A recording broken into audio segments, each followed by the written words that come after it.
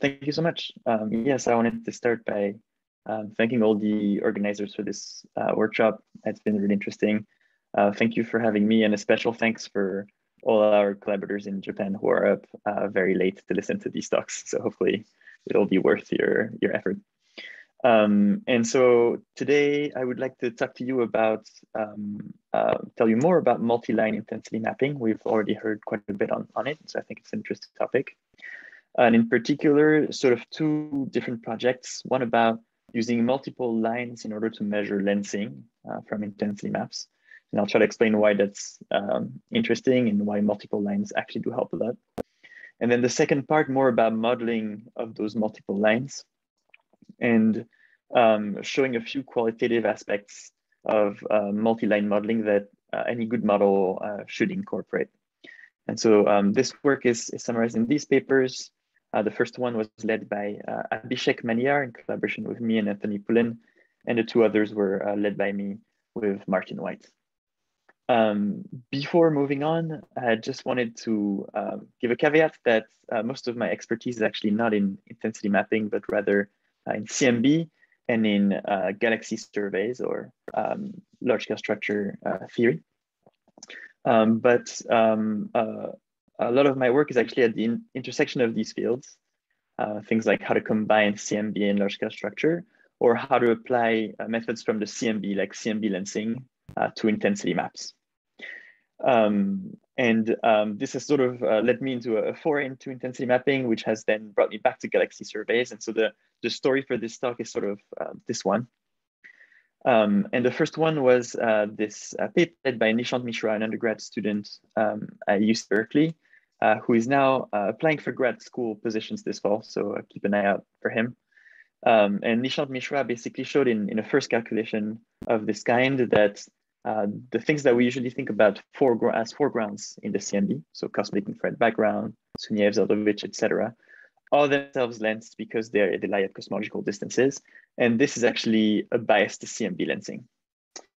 And so from this came the idea of, okay, if this is a bias to CMB lensing, perhaps it's also a signal on its own. And so this paper here was extending methods from CMB lensing to intensity maps like the cosmic infrared background. So here you don't have a line intensity map, you have a continuum intensity map. But this was sort of a sandbox for developing the tools to measure lensing from intensity maps. And then very recently, this paper led by Abhishek Maniar on extending those methods to measure CMB lensing from intensity maps, but leveraging the fact that in some cases you may have access to two different lines at the same redshift.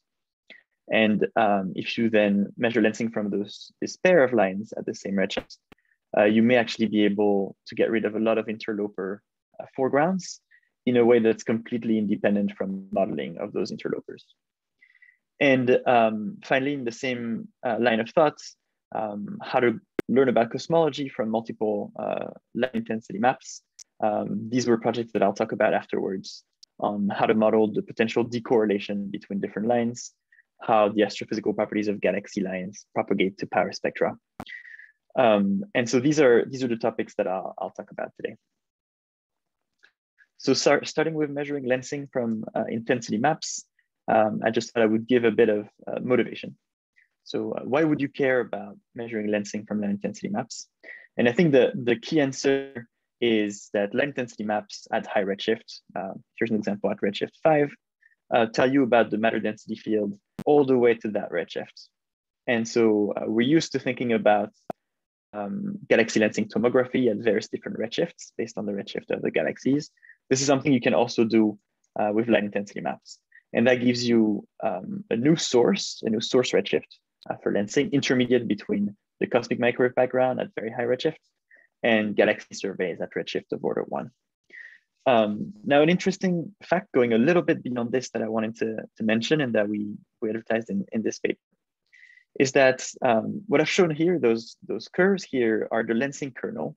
So they give you the contribution of the matter density field at each of those distances of redshift to the convergence field, kappa, depending on your source field.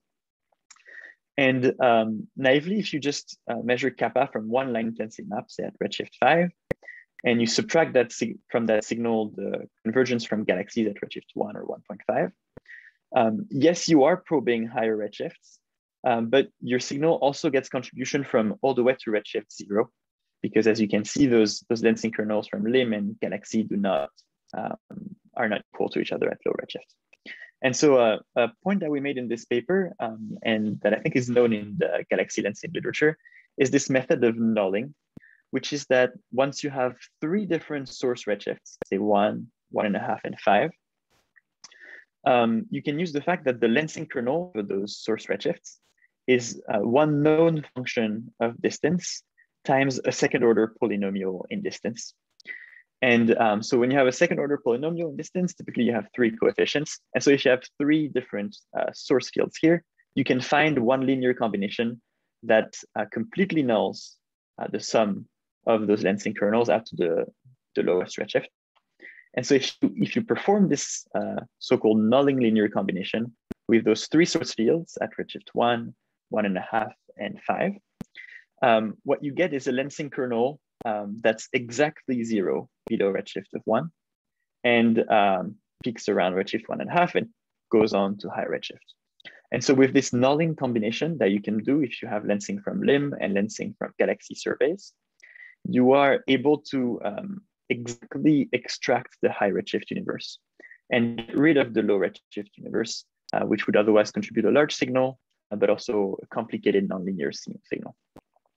So that's one of the motivations for LIM lensing. If you apply this nulling technique, you're able to exactly isolate the high redshift universe. And here I gave you the example with LIM lensing and galaxy lensing, but you can actually do the same if you have 2 LIMs at redshift 5 and 6 and CMB lensing. So you again have 3 source fields. You can apply this nulling linear combination. And what you get here is a nulled combination that tells you exclusively about the matter density fluctuations above redshift, say 5 here. And so this seems interesting because it gives you a signal that really tells you about epoch of reionization and earlier in the universe. And that signal would be very useful because it's just very difficult to probe these periods of the universe. And also because this is the matter density field. And so if you can later on cross-correlate this with any other light intensity map you may have, things like 21 centimeter or C2, you get to probe the relationship between those source of luminosity in your intensity maps and the matter density field. So you really get to probe the galaxy halo connection. So this was the motivation, and granted, it is quite futuristic to be able to do this with LIM lensing. But this is sort of the very long-term goal, or one reason to be interested in this LIM lensing. And the new development that we brought in this paper is the fact that multiple lines do help.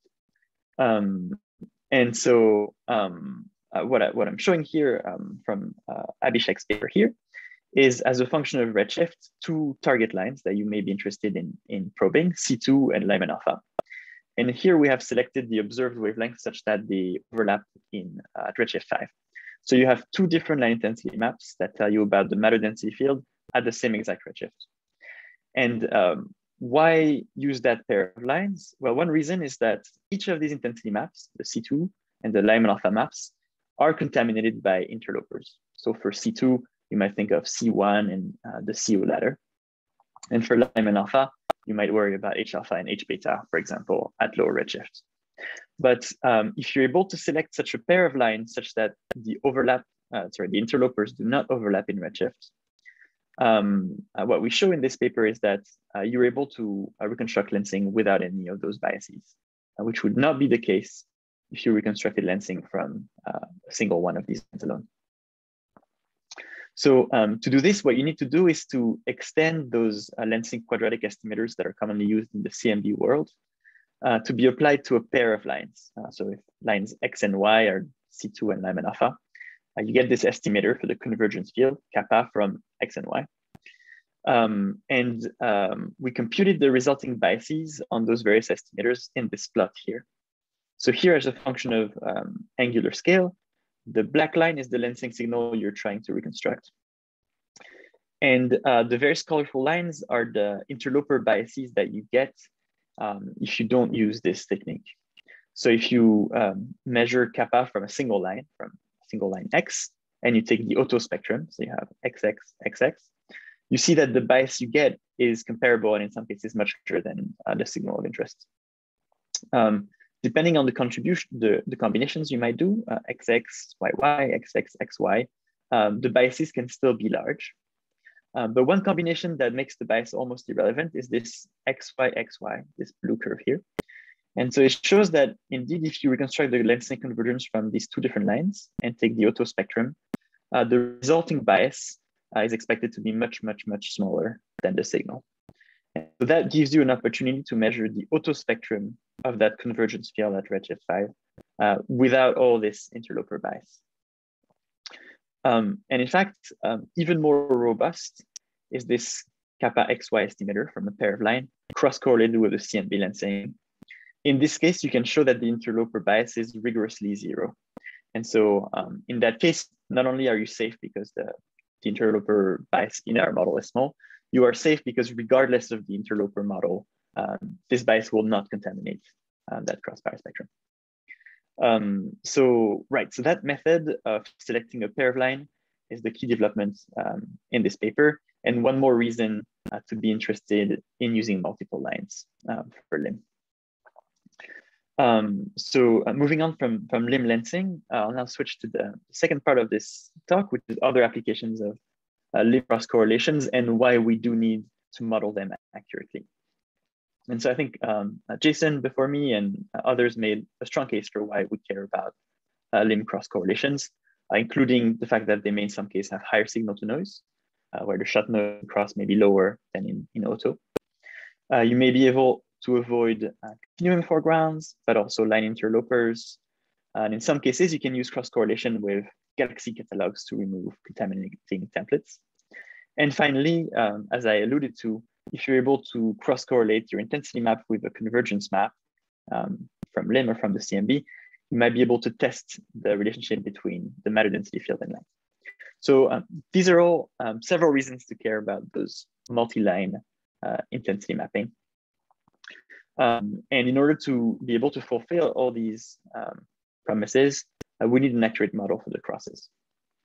So just to give a bit of intuition, and again, I'm sure people on this call know way more than I do about this topic, but the various lines that we're probing in intensity mapping come from different parts of a galaxy.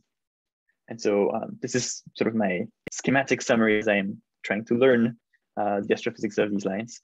But things like molecular clouds, photodissociation region, and H2 regions around forming stars, planetary nebula and supernova around older stars. And these produce different lines. And so one question that comes up from this is, okay, if I now look at the whole galaxy, which contains many of these objects, how correlated are the various line luminosities going to be? So if I looked at individual galaxies and many of them, and I computed the line ratio between H alpha and O3, for example, how constant would that line ratio be across galaxies, or how variable would it be? And for me, who I'm focused on cosmological application, the reason I care about this question is because I want to know how these line fluctuations affect the auto and cross spectra that I'm interested in for cosmology. And so to try to tackle this question and make the connection between which fluctuations exactly are important for which observables, Martin White and I tried to write the simplest possible formalism. And so this is a halo model for predicting limb observables. And it does not mean to compete in accuracy with models like the simulations or LIMFAST that Jason showed. But what it intends to do is to show you the connection between galaxy or halo level fluctuations and the power spectrum. So what we introduced here is this multi-line conditional luminosity function, phi of L1, Ln given a halo mass. And so this quantity here tells you the number of galaxies with line luminosities L1 and Ln in lines 1 and n inside one halo of halo mass. So as you can see, it encodes the correlation between your line luminosities in different lines for a given galaxy. And when we go through the exercise of predicting the power spectra from this multi-line conditional luminosity function, what we recover is the usual result that for the mean intensity, the 2 halo and the 1 halo terms, the only thing that matters is the mean halo luminosity in one given line as a function of mass. So this is an integral of the single line conditional luminosity function. And so all the models that simply relate, mean mass to mean star formation rate to mean luminosity at the level of the halo are indeed all you need to be able to model for the mean intensity, the 2 halo and the 1 halo term. However, what we find is that for the shot noise, this quantity is not enough because you do need to model the scatter in this relation. And so this is the usual quantity that you find for a shot noise power spectrum. And furthermore, when you care about cross shot noise as opposed to auto shot noise, what you need is this quantity, which basically tells you about the correlation of the luminosities in line 1 and 2 for a given galaxy. And for this quantity, you really do need this 2-point, this 2-line conditional luminosity function. And so what this exercise showed us is the need to go beyond mean mass luminosity relation, already if you care about the shot noise in auto, but all the more if you care about the shot noise in cross correlation. To give you an idea of what this does, this cumulative conditional luminosity function lets you predict the level of decorrelation between two intensity maps. So here, for example, HR and O3 at different redshifts. And what we show here is that on large scales, where the 2 halo term dominates, the correlation coefficient is 1. So there's no decorrelation. When you switch to the 1 halo term dominated scales, the correlation may decrease if the mass luminosity relation differs from those two lines. But importantly, when you reach the shot noise level, the correlation may be more important. And so if you're able to probe only the shot noise scales and you're looking at cross correlations of lines, this is something that's important to model properly. And so this is the case, for example, if you care about getting at the auto from cross, like Adam and others told us about, or interloper deconfusion on the scales of shot noise in 1 halo term. And a key input, if you could summarize this by only one number that goes into your model for the 2-line luminosity function, then that number might be the galaxy luminosity correlation coefficient between two different lines. So if I look at, for example, H alpha and H beta, and I ask for a given galaxy, how correlated are those two lines? Having this number right here is a very useful input. So this matrix of correlation coefficients here in our paper was measured from simulations in the egg simulator. But I know a lot of other simulations as well as actual surveys exist that have the ability to output those numbers. And so I just wanted to encourage you to do this if your simulation or your survey has this capability. It's a really easy thing to compute, and I think it will come in really handy for modeling in the future. Finally, I just wanted to advertise that the Halo model code that we developed using this conditional luminosity function is publicly available, and I encourage everyone to use it. Again, our model is simple, and so we don't mean to compete in realism with the most complex models out there. But what our model does do is it's very modular, and it lets you predict power spectra for a number of lines from many different luminosity functions. So it's very easy to extend, as well as for cross correlations with galaxy catalogs or CNV lensing. And it lets you track down precisely for all of these lines how your assumptions propagate into shot noise, 1 halo, and 2 halo term. Finally, in my last minute, I'll just point out one application of this code that we have pursued, but many others exist. And that one was comparing limb and galaxy detection for the purposes of astrophysics and cosmology. And so this goes back to sort of one of our key motivations for limb, which is to say that in some cases, maybe we don't need to resolve every galaxy. Maybe it's good enough to probe the large scale fluctuations. And the questions we asked are, is it really the case that line intensity mapping lets probe faint sources that you wouldn't otherwise be able to detect individually? So is it really true that limb is better than galaxy detection for astrophysics? And then the second question is, is it really true that on large scales, LIM is a better tracer of the mass than just using the individually detected galaxies? And I just wanted to advertise a really cool paper by Yunting Cheng a few years ago that sort of laid the foundations answering these questions. And using our models, we basically simply extended this work in a number of ways, including cosmic variance, pixel to pixel correlations in your limbs, answering it as a function of Fourier scale, taking into account the sparsity not just of galaxies, but of halos in the one halo regime, as well as luminosity-dependent clustering bias and redshift space distortions. So this is just one application I wanted to advertise in this paper. And I'll just conclude that limb lensing seems appealing because limb provide high redshift sources, which let you do tomographic lensing analyses at intermediate redshifts between galaxy surveys and the CMB. And that this new line pair estimator in this paper actually provides you with a way to measure limb lensing robust to interlopers and robust to really your modeling of the interlopers, because you're leveraging the fact that they just don't overlap in redshift.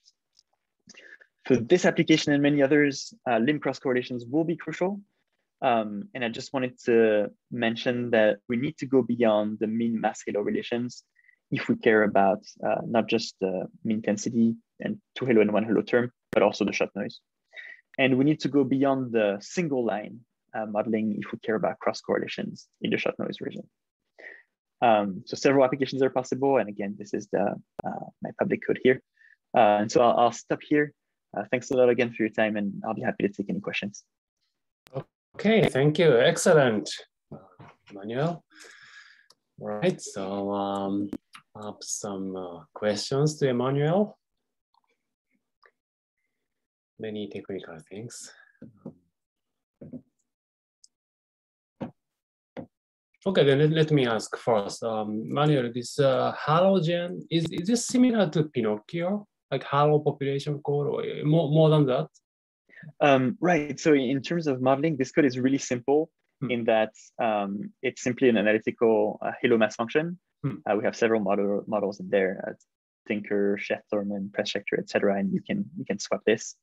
And then given the halo mass function, basically all the properties of occupation of halos with galaxies and their luminosities are encoded in this multi-line conditional luminosity function. And so it's really the simplest possible analytical calculation.